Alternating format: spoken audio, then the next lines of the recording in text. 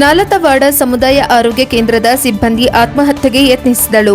ಸ್ಥಳೀಯ ಯುವಕನಿಂದ ಕರ್ತವ್ಯಕ್ಕೆ ಅಡ್ಡಿ ಮಾಡಿದ ಆರೋಗ್ಯ ಇಲಾಖೆ ಸಿಬ್ಬಂದಿ ಆತ್ಮಹತ್ಯೆಗೆ ಯತ್ನಿಸಿದಳು. ನಾಲತವಾಡ ಪ್ರಾಥಮಿಕ ಆರೋಗ್ಯ ಕೇಂದ್ರ ಹೊರಗುತ್ತಿಗೆ ಸಿಬ್ಬಂದಿ ಕಳೆದ 1 ವರ್ಷದಿಂದ ಯುವಕನೊಬ್ಬ ಕೆಲಸದ ವೇಳೆಯಲ್ಲಿ ವಿನಾಕಾರಣ ಫೋಟೋ ತೆಗೆಯುವುದು, ವಿಡಿಯೋ ಚಿತ್ರೀಕರಣ ಮಾಡಿ ಮೇಲಾಧಿಕಾರಿಗಳಿಗೆ ಮತ್ತು ಹೊರಗುತ್ತಿಗೆ ಪಡೆದ ಮೇಲಾಧಿಕಾರಿಗಳಿಗೆ ಸಂಸ್ಥೆಯವರಿಗೆ ಮತ್ತು ಹೊರಗುತ್ತಿಗೆ ಪಡೆದ ಸಂಸ್ಥೆಯವರಿಗೆ ಕಿರುಕುಳ ನೀಡುತ್ತಿದ್ದಾನೆ.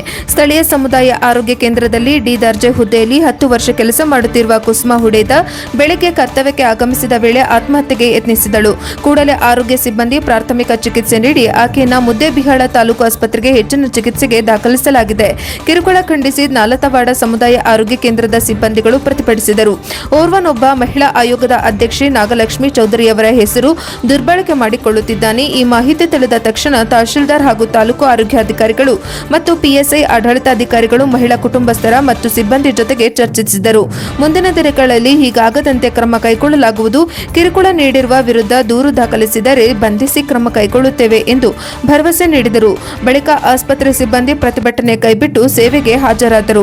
ವರದಿ ಶರಣು ಹೂಗಾರ, NKS TV4 ನಾಲತವಾಡ. ನಮ್ಮ ಸೊಸೆಯು ಕೂಡ ಇದೇ ಸಿಬ್ಬಂದಿ ಇದೇ ಆಸ್ಪತ್ರೆಯಲ್ಲಿ ಹೊರಗುತ್ತಿ ಆಧಾರದ ಮೇಲೆ ಕೆಲಸ ಮಾಡ್ತಿದ್ದು ಏಜೆನ್ಸಿಯವ್ರಿಗೆ ತೊಂದರೆ ಕೊಡೋದು, ಈಗ ಸಿಬ್ಬಂದಿಗಳು ತೊಂದರೆ ಸದಾ ಕೊಡ್ತಾ ಇರ್ತಾನೆ. ಆಮೇಲೆ ಅವನು ಮಹಿಳಾ ಆಯೋಗದ ಅಧ್ಯಕ್ಷರಿಂದ ನಾಗಲಕ್ಷ್ಮಿ ಚೌಧರಿ ಅವರ ನಮ್ಮ ಭಾಳ ಪರಿಚಯಸ್ಥರೇ ಅವರ ಒಂದು ಹೆಸರು ಹೇಳ್ಕೊಂಡು ಇಲ್ಲಿ ಎಲ್ಲ ಸಿಬ್ಬಂದಿಗಳಿಗೆ ಮತ್ತು ಸಣ್ಣ ನೌಕರರಿಗೆ ಭಯಂಕರ ತೊಂದರೆಯನ್ನು ಕೊಡ್ತಾ ಇದ್ದಾನೆ. ಆದ್ದರಿಂದ ಮಹಿಳಾ ಆಯೋಗದ ಅಧ್ಯಕ್ಷರಂತ ನಾಗಲಕ್ಷ್ಮಿ ಚೌಧರಿ ಅವರು ಕೂಡ ಇವತ್ತು ಎಲ್ಲಿದ್ದಾರೆ ಅನ್ನುವಂಥದ್ದನ್ನು ಕೂಡ ಸಾರ್ವಜನಿಕರಿಗೆ ತೊಂದರೆಗೈತೆ.